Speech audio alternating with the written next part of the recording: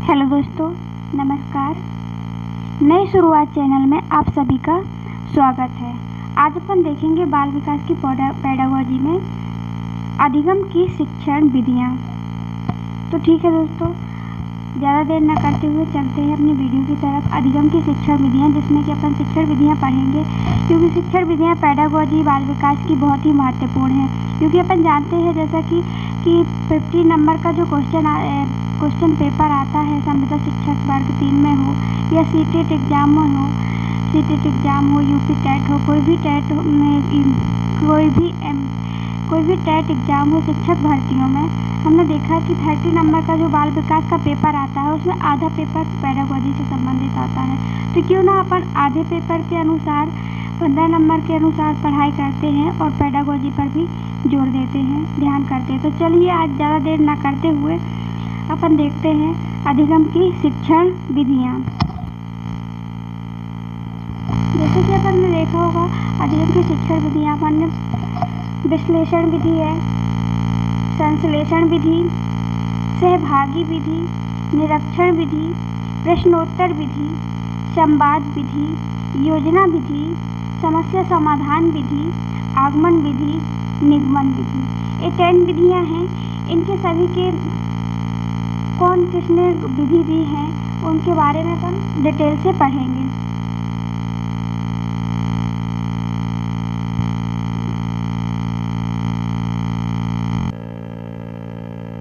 संवाद विधि, संवाद विधि किसने दी थी? जैसे कि संवाद विधि दी थी प्लेटो ने। संवाद विधि प्लेटो ने अपन को इसको याद रखने के लिए जैसे कि अपन देख सकते हैं कि बोल सकते हैं। और एक है निगमन विधि। निगमन विधि और संवाद विधि प्लेटो, दोनों विधियों को प्लेटो ने ही दिया है। तो जैसे कि अपन इसकी ट्रिक के लिए अपन सोचते हैं कि जो निगमन है, निगमन में भी मन और संवाद लेते हैं। यदि हम अपन अपने मन से कोई भी चीज़ यदि मैं कभी भी सोचता हूँ तो मुझे सीधे खाने की प्लेट की याद आती है। तो इसका मतलब मन और संवाद से मिलाकर के क्या बना? निगमन, प्लेट। तो प्लेट इसकी ट्रिक हो जाएगी। वैसे भी ट्रिक में विश्वास नहीं रखती हूँ यदि, लेकिन थोड़ी बहुत हिंट जरूरी रहता है उस समय याद करने के लिए। बल्कि ज़्यादातर ट्रिकों पे ध्यान दे तो हो सकता है अभी तो याद हो जाता है, बट क्या होता है कि एग्जाम टाइम अपन को भूल जाता है। चलिए तो देखते हैं संवाद विधि के बारे में क्या बताया गया है संवाद विधि में। देखिए, संवाद विधि का अर्थ तो वैसे होता है वार्तालाप करना या बातचीत करना।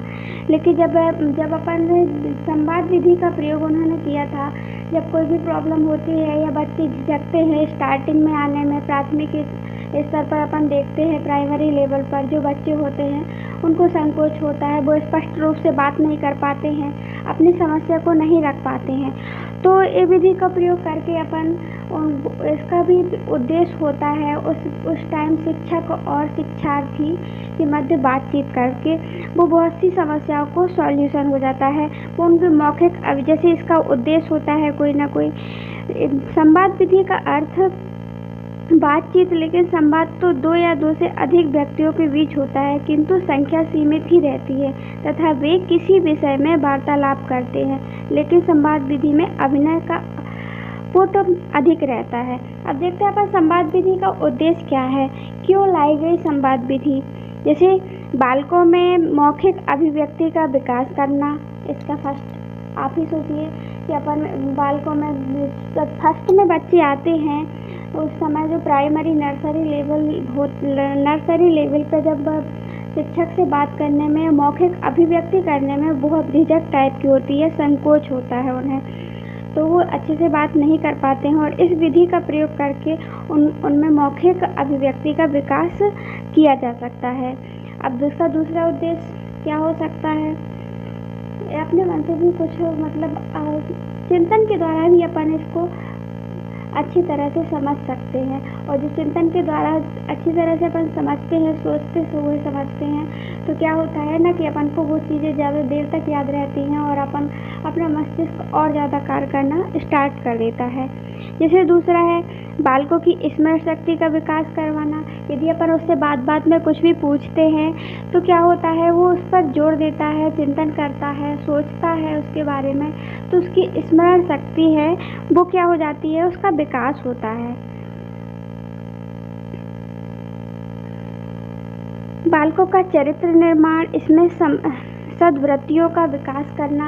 यदि बालकों में चरित्र निर्माण का विकास करना है, मतलब कि जैसे कि अपन बातों ही बातों में उन्हें समझा देते हैं ये बात कि ये क्या गलत है, क्या सही है, ईमानदारी से रहना चाहिए, या फिर एक नियम अनुशासन के तहत चलते हैं तो अपन बहुत कुछ पा लेते हैं।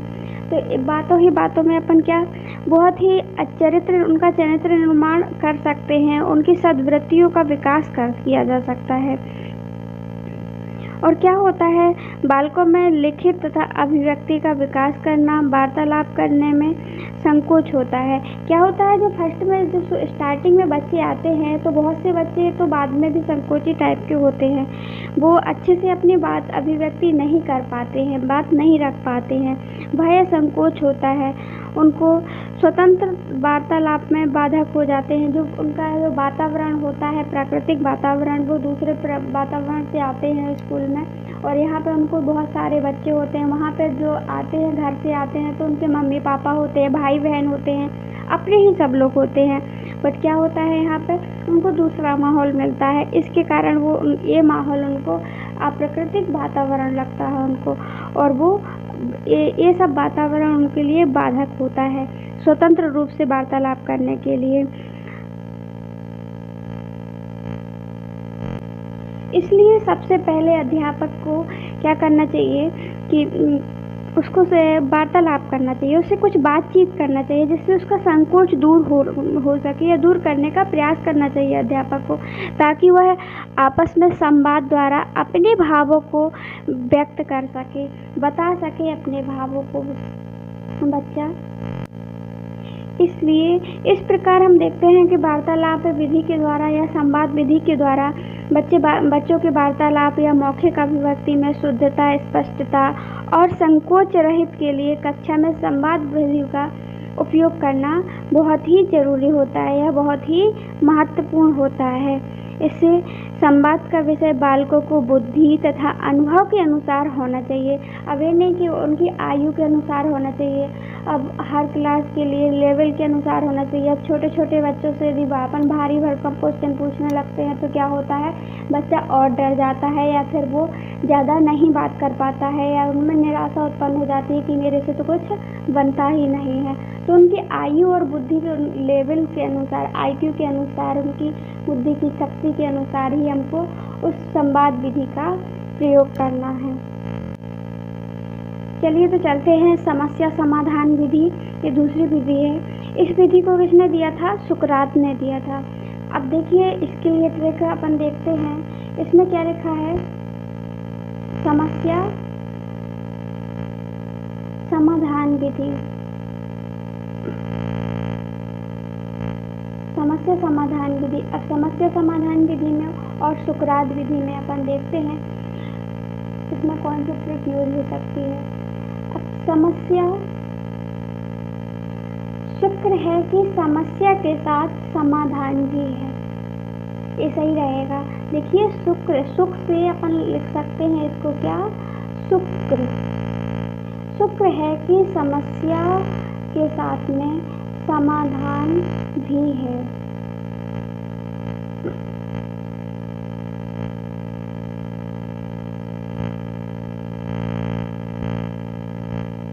शुक्र है कि समस्या के साथ समाधान भी है। ठीक है, तो हिंट के इतना ही, हिंट के लिए इतना ही काफ़ी है आपको याद करने के लिए, थोड़ी बहुत यदि याद रहे तो, वरना आप ऐसे ही याद करिए। हमने जो स्लाइड बनाई है बहुत मेहनत करके बनाई है कि हाँ सबको समझ में आ सके, और हो सकता है देख कर की भी कुछ चीज़ें बहुत जल्दी ही याद हो जाती हैं, इसीलिए सब किया है। ठीक है, समस्या समाधान विधि के बारे में अपन चलिए देखते हैं। ये समस्या समाधान विधि है जो वो पूर्णतः नवीन तो नहीं है इसका प्रयोग, क्योंकि अपन देखते हैं कि सुकरात जी ने, सुकरात कब के बहुत ही प्राचीन विचारकों ने, सुकरात और संत थॉमस ने किया था। इस विधि में क्या होता है, इस विधि में मानसिक निष्कर्षों को अधिक महत्व दिया जाता है। मतलब बच्चे मानसिक रूप से अधिक सोचते हैं, उसके बारे में निष्कर्ष निकालते हैं, वो खुद खोज करते हैं एक प्रकार से। इसके भी कुछ पॉइंट हैं, जैसे कि 6 सोपान होते हैं इसके, एक निश्चित सोपान, एक निश्चित विधि, एक वैज्ञानिक तरीके से बच्चा चलता है। जैसे कि फर्स्ट में क्या है, इसमें समस्या को जानना। क्या होता है, समस्या को जानना या जागरूक होना। कोई भी समस्या है तो उसको जानना। फिर दूसरा क्या होता है, अब समस्या को अपन जान लिया है, जैसे क्या समस्या है, क्या प्रॉब्लम है, कहाँ पे है अपन को। यदि बच्चा ऐसे बारे इससे सोचता है वैज्ञानिक तरीके से, फिर क्या करते हैं, उसके बारे में उपाय ढूंढते हैं, बहुत सारे चिंतन करते हैं कि इसके लिए कौन सा उपाय कहाँ पे फिक्स रहेगा। जैसे अपने पास समस्या है कि मतलब अपन को MP टेट निकालना है, संविदा बाल विकास संविदा अपन को निकालना है, किसी भी तरह से MP टेट या UP टेट या फिर अपन को शिक्षक बनना है, तो अपने पास एक समस्या है, इसके बारे में अपन सोचते हैं। फिर बहुत सारे विचार करते हैं कि कौन सा YouTube चैनल देखा जाए, किससे हमें सबसे ज़्यादा फ़ायदा होगा। तो क्या है, ये उपाय ढूंढते हैं। और हो सकता है इस वाले से हो, बुकों से पढ़ लें या फिर YouTube चैनल से पढ़ लें या प्रत्यक्ष विधि के द्वारा पढ़ें, तो कौन सा सही होगा। तो अपन चिंतन करते हैं, उपाय ढूंढते हैं। तो दूसरा सोपान क्या हो जाता है, उपाय। जो तीसरा सोपान आता है क्या होता है, उपाय का चयन करना। अब जो अपन ने उपाय बहुत सारे ढूंढ लिए कि हाँ हम बुक से भी पढ़ सकते हैं, YouTube चैनल से भी पढ़ सकते हैं, तो क्या होता है, अब उपाय तो ढूंढ लिए, अब इनका चयन करना कि हमारे लिए सुटेबल कौन सा रहेगा। तो ठीक है, तो ये हुआ तीसरा सोपान, उपाय का चयन करना, सोचना, एक बनाना। ये तो नहीं है कि ना कि अपन हो सकता है अपन कोचिंग भी जाएं, दूसरों से भी पढ़ें, घर में भी पढ़ें, और तो कोई निश्चित चयन करना उपाय का, सामग्री जुटाना अपने लिए। तो ये क्या है, या बुक मंगवा लें या बुक ना मंगवाएं, ऐसे ही क्या है, उपाय का चयन करना।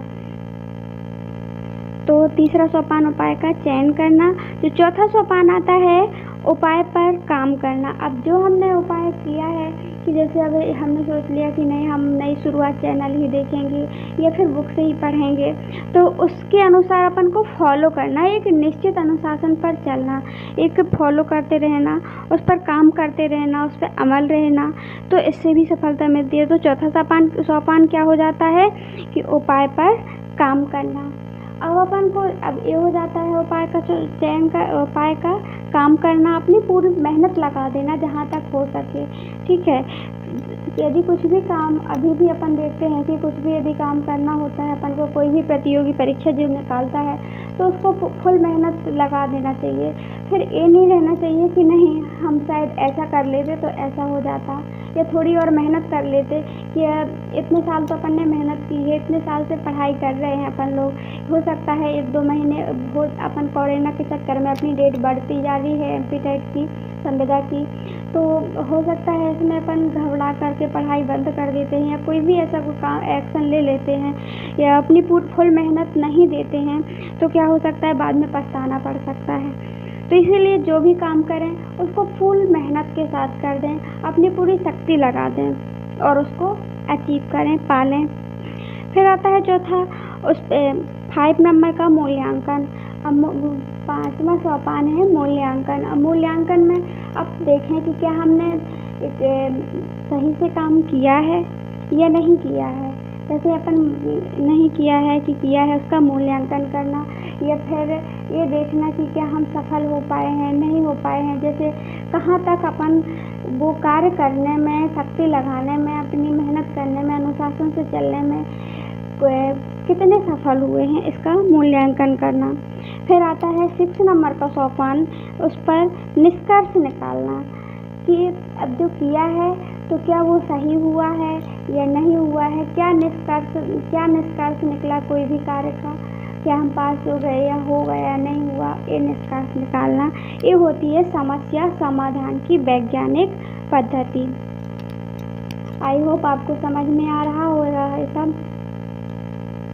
चलिए चलते हैं नेक्स्ट नेक्स्ट विधि की ओर देखते हैं। प्रोजेक्ट प्रणाली क्या है? जो प्रोजेक्ट प्रणाली है या योजना विधि है, इसको जो सबसे पहले जो प्रयोग में लाया है, जिसको मतलब कि अगर आविष्कारक कहेंगे इस प्रोजेक्ट प्रणाली के, वो हैं किलपैट्रिक। क्या है? किलपैट्रिक। अब देखिए इसके साथ में अब हम छोटी सी ट्रिक लगाते हैं, यूज करते हैं। प्रोजेक्ट प्रणाली मतलब देखिए कोई भी प्रोजेक्ट अपन को लगाना होता है तो अपन दीवार पे लगाने के लिए क्या करते हैं? कील पे लगाते हैं या कील ठोकते हैं। तो क्या हो जाता है? Project Kilpatrick. तो प्रोजेक्ट लगाने के लिए अपन को कील की ज़रूरत पड़ती है, कील लगाने की ज़रूरत पड़ती है। हो सकता है आपको ये ट्रिक समझ में आ रही हो। ठीक है, तो चलते हैं इस पर, इसके आगे डिटेल से देखते हैं। प्रोजेक्ट प्रणाली में क्या बताया गया है, क्या है ऐसा प्रोजेक्ट प्रणाली में, ये किसके लिए यूज की जाती है, ये सब देखते हैं क्वेश्चन में। इस विधि में यह आवश्यक है कि जो सीखने वाला छात्र होता है या कोई भी चीज़ अपन सीखते हैं, अपन हो या कोई भी हो, तो सीखने वाले को उसको सक्रिय उद्देश्य को जानना अति महत्वपूर्ण है। उसे सीखने के लिए सक्रिय होना चाहिए, उत्सुकता होना चाहिए और उसको उद्देश्य का परफेक्ट पता होना चाहिए कि मैं सीख क्यों रहा हूँ। इसलिए अपन को पता है कि हम सीख इसलिए पढ़ रहे हैं क्योंकि अपन को टीचर बनना है या टीचर वैकेंसी को इस बार क्लियर ही करना है किसी भी हालत में। इसीलिए तो इसका बालक जैसे इसमें बताया गया है कि बालक के जीवन के किसी भी कार्य की परिस्थिति का स्वयं अवलोकन करें। फर्स्ट में वह देखे अपनी परिस्थितियों को, अब स्वयं अवलोकन करे, देखे परिस्थितियों को और निर्णय करे कि यह कार्य उसके लिए आवश्यक है भी या नहीं, उसको करना चाहिए या नहीं करना चाहिए। यह निर्णय उसको स्वयं करना चाहिए। इसके बाद उसे कार्य करने के लिए योजना तैयार करना चाहिए। यदि वह उसके लिए काम करना बहुत ज़रूरी है, जैसे हम देख तो रहे हैं कि हमें एमपीटेट पास करना है या सीटेट या यूपीटेट, तो हमें क्यों करना है, हमारी परिस्थितियाँ क्या हैं। अपन परिस्थितियों के अनुसार देखते हैं कि हमारे लिए बहुत ही ज़रूरी है एमपीटेट का पास होना या हमें अपने सपनों को पूर्ण करना है, इसीलिए हम पढ़ाई करते हैं। ये अपन को निर्णय करना है। फिर इसके लिए अपन ने निर्णय तो कर लिया, लेकिन अब क्या करना है, हमको उसके बारे में योजना बनाना है। योजना बनाना है कि हम एक कार्य कैसे पाएंगे, यह योजना तैयार करेगा। और योजना को सफल करने के लिए हमको पूरी शक्ति लगा देना है। किसी भी हालत में हमको इसी बार जाना है, हमें पूरी लाइफ थोड़ी ना गुजारना है इसी तैयारी में, हमको अब क्लियर ही करना है। इसीलिए एक बार शक्ति लगा दो, फिर आराम से रहो, संपूर्ण शक्ति का प्रयोग करना हो। अंत में यह निर्णय करेगा बच्चा कि वह अपनी बनाई गई योजना में कार्यान्वित करने में कितना सफल हुआ। क्या हम जो योजना बनाते हैं क्या उसको पालन भी करते हैं या कितने सफल हुए हम पालन करने में। जैसे हमने दिन भर का प्लान बनाया कि हमें इतने घंटा पढ़ना है, तो क्या हम उतने घंटे पढ़े। सबसे बड़ी चीज़ होती है पता है, अनुशासन के अनुसार पढ़ाई करना। ये नहीं कि हमने एक दिन पढ़ लिया और 4 दिन फिर गया, एक दिन पढ़ लिया दूसरे दिन फिर नहीं पढ़ रहे हैं। एक दिन अच्छी पढ़ाई की, दिन में भी की रात में भी की, और दूसरे दिन से 3-4 दिन का गैप लगा देते हैं। तो क्या हम ऐसी पढ़ाई कर रहे हैं और सोच रहे हैं कि हम क्लियर कर लेंगे सब कुछ। तो इस पर ध्यान देना सभी के लिए ज़रूरी होता है। यही कहती है हमारी प्रोजेक्ट प्रणाली या प्रोजेक्ट विधि, योजना विधि। ठीक है, तो और जितना बच्चा इसके बारे में सोचता है और जितना सोचेगा योजना विधि के बारे में, उतना ही वो सक्सेस होगा। जितना ही अपन इसके बारे में सोचते हैं कि हमने पूरा किया, शेड्यूल जो तैयार किया, सोचा था कि हम इतना कर लेंगे, क्या हम उसके अनुसार पढ़ाई कर पा रहे हैं या नहीं कर पा रहे हैं, साधन जुटा पा रहे हैं या नहीं, ये चिंतन करना बहुत ही ज़रूरी है कोई भी सफल होने के लिए, कहीं भी सफल होने के लिए। ठीक है, तो चलते हैं नेक्स्ट विधि पर। क्या है यहाँ पे, आगमन विधि। आगमन विधि में अपन देखते हैं जो आगमन विधि के जो प्रवर्तक हैं वो हैं अरस्तु। अब देखते हैं इसके लिए ट्रिक अपन, यहाँ क्या लिखा है, आगमन। आगमन, आगमन से अपन आगे का निकालेंगे आग, आग देखेंगे। ठीक है,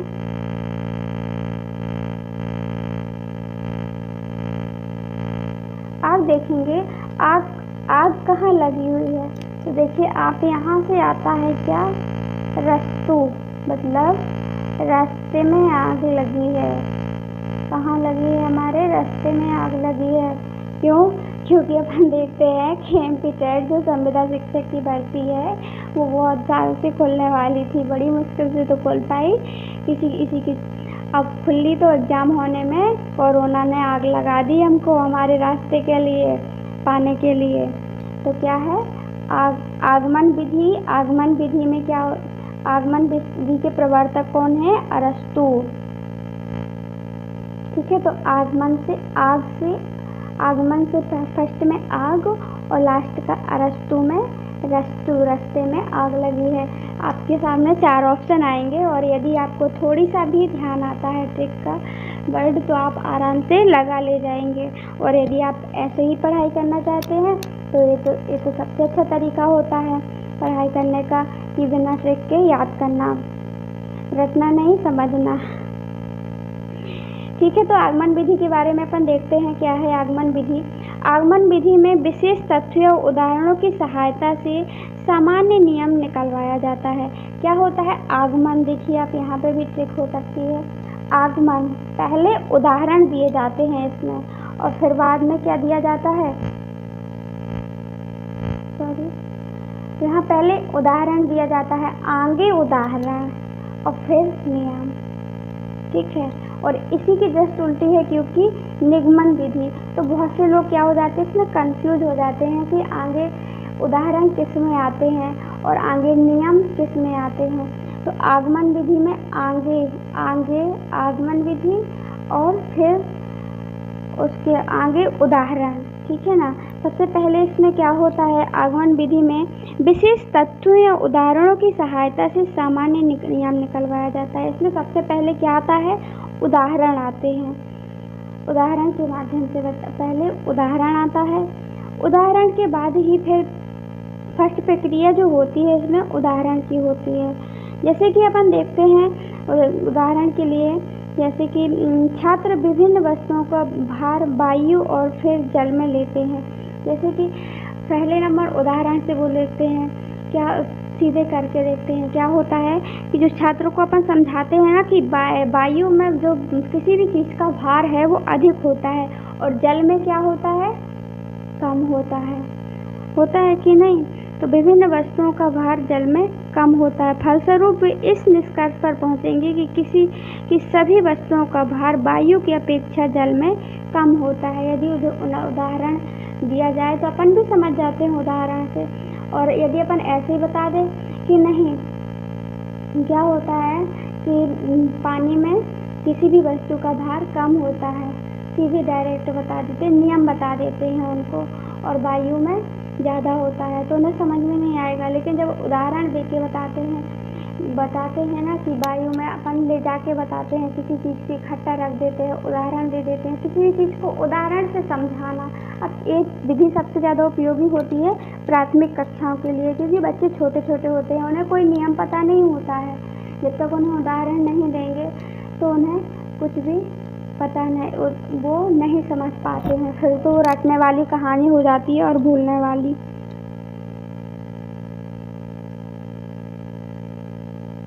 ठीक है, तो चलते हैं नेक्स्ट विधि की ओर। आई होप आपको समझ में आ रहा होगा। यदि नहीं आ रहा है तो कमेंट बॉक्स में कमेंट करके बताइए। कोई भी विधि यदि नहीं आ रही है मैं उसको डिटेल से बता दूंगी। देखिए ये है, आती है निगमन विधि। अब कौन सी विधि, निगमन विधि। वही बताया था जो आगमन विधि की जस्ट उल्टा होता है इसमें। ठीक है, उसमें उदाहरण बताए जाते हैं फर्स्ट में, आगमन में आगे उदाहरण और इसमें आगे नियम, निगमन नियम आ गया है। तो निगमन विधि है तो इसमें निगमन विधि ही है तो प्रेजेंट में नियम ही रहेगा इसका। तो ठीक है, इसके बारे में अपन ट्रिक देखते हैं निगमन विधि के लिए। निगमन विधि में क्या होता है कि निगमन विधि में देखते हैं इसका मन, क्या लिखा है इसमें? मन। देखिए ध्यान दीजिए, यहाँ पे लिखा है मन और यहाँ लिखा है प्लेट। यदि हमने बताया था पहले भी, कोई भी मन से यदि हम संवाद करते हैं, संवाद विधि भी इन्होंने ही लिखी थी प्लेटो ने। मन से कोई भी संवाद करते हैं तो हमें क्या, किसकी याद आती है? खाने की प्लेट की। जब हम स्वतंत्र होके मन से यदि कुछ भी याद करते हैं ना, तो खाने की प्लेट बहुत जल्दी याद आती है। ठीक है, तो क्या होता है इसमें? एक विधि किसने दी थी? प्लेटो ने। ठीक है, आई होप आपको लर्न हो जाएगा ये। चलिए देखते हैं निगमन विधि को डिटेल से। निगमन विधि में क्या होता है? पहले नियम बता दिए जाते हैं, जैसे किसी भी चीज़ की आगे परिभाषा दे देना और फिर उसको समझाना। तो पहले नंबर नियम बता दिया जाता है, फिर उसका प्रयोग किया जाता है। जैसे मैथ में अपन देखते हैं, आगे अपन सूत्र दे दिए जाते हैं, नियम बता दिए जाते हैं और फिर उनको क्या किया जाता है? उन्हीं के अनुसार उन्हीं के सूत्रों में रख करके उनका प्रयोग किया जाता है। अब प्रयोग कर लिया तो फिर तीसरा क्या आ जाता है इसमें? निरीक्षण आता है। इसकी सहायता से फिर अब इंसान फिर बच्चे क्या करते हैं? सिद्ध करते हैं किसी भी चीज़ को कि वो नियम सही है या नहीं है। ठीक है, और फिर इसके जस्ट अपोजिट हमने बताया था आगमन विधि में। आगमन विधि में क्या करते हैं? आगमन विधि में सबसे पहले क्या बता दिया जाता है? उदाहरण बता दिया जाता है। ठीक है, और इसमें नियम बता दिया जाता है। आई होप आपको समझ में आ रहा होगा। इसमें फर्स्ट वाला सोपान कौन सा होता है? पहले नियम बताया जाता है। क्या? नियम। फिर उसका नियम के अनुसार प्रयोग किया जाता है। जैसे कि मैथ में अपन पहले नंबर सूत्र दे देते हैं, मतलब नियम बता दिया। फिर उसके अनुसार सूत्र में अपन रखने के लिए संख्या रख देते हैं, उसका प्रयोग करते हैं बच्चे। फिर क्या होता है? उसका निरीक्षण करते हैं, उसमें देखते हैं सही हो रहा है या नहीं है, ये नियम रखने में सही हमारा आंसर आ पाएगा या नहीं हो पाएगा। फिर उसको सिद्ध करके बताते हैं कि नहीं ये भी राइट है, सिद्ध किया जाता है। ठीक है, तो आपको शायद आ गया हो समझ में। देखते हैं प्रश्नोत्तर विधि। अब देखिए प्रश्नोत्तर विधि किसने दी थी? सुकरात ने। और इसमें भी एक ट्रिक छुपी हुई है, ध्यान करके देखिए आप। इसमें क्या लिखा है? प्रश्न और उत्तर, प्रश्नोत्तर। शुक्र है कि प्रश्न के साथ उत्तर भी है, तो सुख से क्या हो जाएगा? शुक्र है कि प्रश्न के साथ उत्तर भी दे दिया गया है। इसी प्रकार देखिए जो अपन ने देखा था एक विधि और सुकरात ने दी थी कि शुक्र है कि समस्या के साथ उसका समाधान भी दे दिया गया था। ठीक है ना, तो प्रॉब्लम आते ही उसका समाधान हो गया। जैसे प्रश्न एक प्रॉब्लम है और प्रॉब्लम आते ही क्या हुआ? उत्तर दे दिया। शुक्र है, ये शुक्र है कि प्रश्न के साथ उत्तर भी दे दिया गया है। ठीक है, आई होप आपको एक हिंट समझ में आए। थोड़ी सा कर देते हैं। चलिए तो चलते हैं इसके डिटेल से इसको देखते हैं। प्रश्नोत्तर विधि में क्या होता है? देखिए प्रश्नोत्तर विधि है जो, इसमें क्या होता है? शिक्षक इस विधि के अंतर्गत कक्षा में विषय वस्तु से संबंधित प्रश्न पूछते हैं। क्या करते हैं? प्रश्न पूछते हैं और छात्र उन प्रश्नों का क्या करते हैं? उत्तर देते हैं। आपको प्रश्नोत्तर विधि से ही देखकर समझ में आ रहा होगा कि शिक्षक जो होते हैं वो प्रश्न पूछते हैं और छात्र उत्तर देते हैं। इसी के अनुसार ही पूरा पाठ चलता रहता है, पाठ का विकास होता रहता है। प्रश्नों को सरल से कठिन की ओर ले जाते हैं। धीरे धीरे क्या होता है कि जो शिक्षक होते हैं वो प्रश्नों को धीरे धीरे सरल से कठिन की ओर ले जाते हैं और नवीन ज्ञान की ओर छात्रों को मोड़ देते हैं। नए ज्ञान की तरफ छात्रों को उसी प्रश्नों में उनको उत्तर बता दिया जाता है। मतलब कि प्रश्न पूछते हैं, वो उत्तर देते हैं, उसके बारे में छात्र क्या हो जाता है? सोचता है, चिंतन करता है और नया ज्ञान उसको प्राप्त हो जाता है। क्या होता है कि छात्र नवीन ज्ञान से संबंधित प्रश्न के भी उत्तर देने में प्रयास करता है। जो उसको उत्तर पता भी नहीं है वो उसको उत्तर देने का प्रयास करता है। इसी प्रयास के परिणाम स्वरूप उसे नवीन ज्ञान की प्राप्ति होती है। वो चिंतन करता है, वो सोचता है, तो यदि बच्चा स्वयं से सोचता है कुछ तो नया ज्ञान तो उसे मिलेगा। ये सबसे अच्छी विधि होती है। समस्या समाधान में भी बच्चा स्वयं से सोचता है, जो कि अच्छी विधि होती है।